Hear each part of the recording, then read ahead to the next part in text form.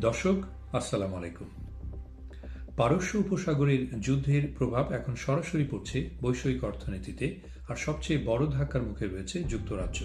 আন্তর্জাতিক সংস্থা the organisation for economic cooperation and development OECD জানিয়েছে 2026 সালে ব্রিটেনের অর্থনৈতিক প্রবৃদ্ধি কমে মাত্র 0.7% নামতে পারে। এর প্রধান কারণ জ্বালানির দাম বৃদ্ধি, কারণ যুক্তরাজ্য জ্বালানি আমদানির উপর নির্ভরশীল, বিশেষ করে গ্যাসের ক্ষেত্রে। বিপরীতে যুক্তরাষ্ট্র জ্বালানি রপ্তানিকারক হওয়ায় তুলনামূলকভাবে ভালো অবস্থানে থাকবে। জ্বালানি দাম বাড়ার ফলে এর প্রভাব সরাসরি পড়ছে সাধারণ মানুষের জীবনে।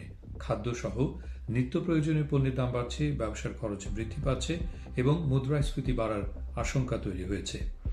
ধারণা করা হচ্ছে যুক্তরাজ্যে মুদ্রাস্ফীতি বর্তমান 3% থেকে বেড়ে 4% পৌঁছাতে পারে। যদিও সুদের হার বাড়ানোর আলোচনা রয়েছে, OECD মনে করছে বর্তমান 3.75% হারই যথেষ্ট, কারণ শ্রমবাজার ইতিমধ্যে দুর্বল।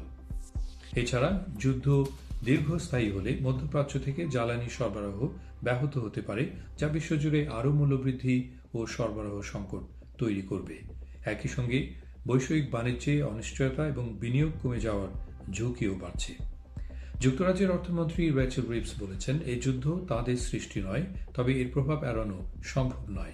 তিনি মনে করেন, অর্থনীতিকে শক্তিশালী করতে আঞ্চলিক উন্নয়ন, উদ্ভাবন এবং ইউরোপীয় ইউনিয়নের সঙ্গে সম্পর্ক জোরদার করা জরুরি।